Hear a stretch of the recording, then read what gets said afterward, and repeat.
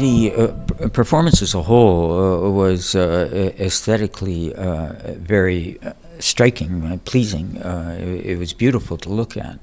There was the dancers had beautiful costumes, and they also had ribbons or cloth or flowers that they arrayed in combinations that made for very beautiful tableaus, or just the scenery was very nice to look at. There's also, of course, the combination of Western and Chinese musical instruments, which you don't normally hear, and so that also was something that I appreciated.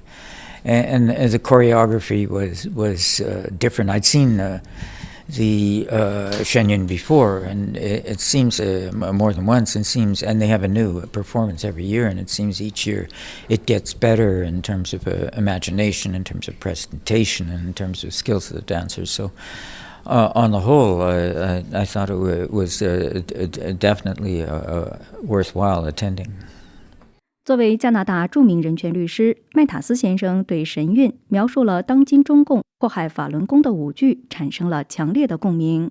What struck me the most was the contemporary scene where there was a dance story told about forced organ harvesting, because that's an issue I'm very much involved in, so I could easily relate to it. I hear a lot of criticisms from Chinese Communist Party and their supporters, and one of the criticisms I hear is that by talking and writing about forced organ harvesting in China, I'm anti-China.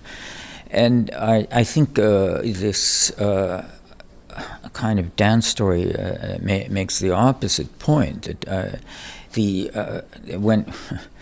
when Chinese are killing other Chinese, for me to be indifferent, that would be anti-China. But when this is being done by the Communist Party of China, it's the Communist Party of China that's anti-China. And so I think that's what we see, and that's what that story tells. And as I say, it communicates it in a way I could never possibly do. So I thought it was very effective in doing that. But what we can do is avoid complicity with what's happening in China. And we have to show them what the price of this complicity is. So I think the more people who get involved, the better, because what it does is it puts pressure on the other people who are not involved and are complicit to back away from their complicity.